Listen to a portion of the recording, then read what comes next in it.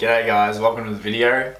In this edition of Most Underrated Offensive Player, we're looking at the AFC West. So we're talking the Las Vegas Raiders, Los Angeles Chargers, Denver Broncos, and of course the current Super Bowl champions, Kansas City Chiefs. Now if we're talking the best team in the NFL currently, the Kansas City Chiefs, who on earth could possibly be underrated? Find out in this video.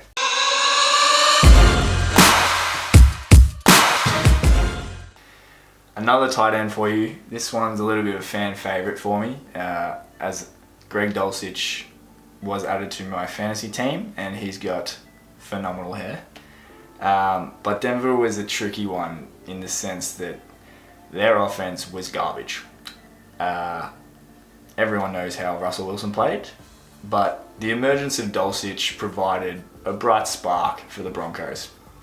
Albert O, whose last name I'm not even going to bother pronouncing, Albert O, so far hasn't really turned out to what the Broncos probably expected him to be when he got drafted.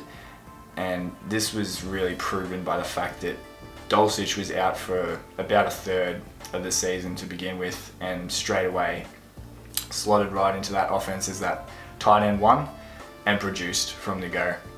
As long as Denver and Russell Wilson can correct a lot of things and smooth out the issues they had last season, Dulcich can be a big part of a more effective Denver Broncos offense in the future.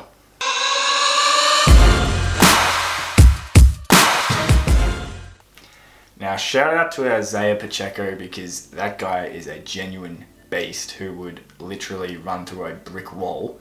As I've said, O-linemen in general just don't get enough love.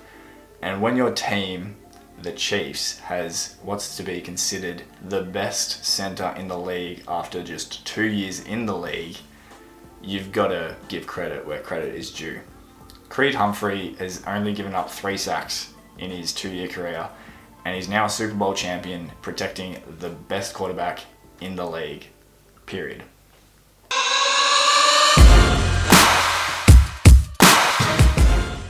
Unfortunately, Rashawn Slater only played 175 snaps of the past season, but that is exactly why he's my pick for the Los Angeles Chargers.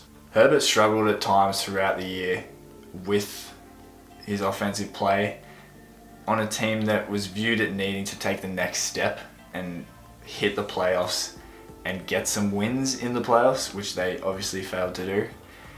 Overall, they had the tools, the offensive weapons to do it, but injuries such as left tackle Rashawn Slater really hamstrung them. Slater has blossomed into one of the premier left tackles in the league. In such an important position, his loss was vital. And I believe he played a massive part in the ultimate failure that was another Chargers season.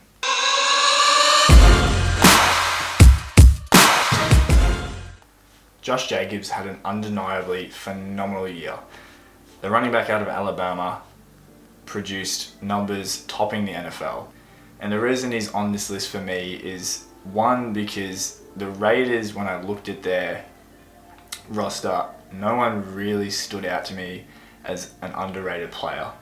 But two, this was also a guy that the Raiders could have potentially lost. They've brought him back. He was a free agent, but he's there to stay for the time being, and I feel that's very important for what the Raiders could potentially be. The level of play that I witnessed as a keen fantasy owner of Josh Jacobs was unbelievable. This bloke, for what felt like half the season, was playing with an injury designation week to week, whether it was quad, hamstring, finger, you name it.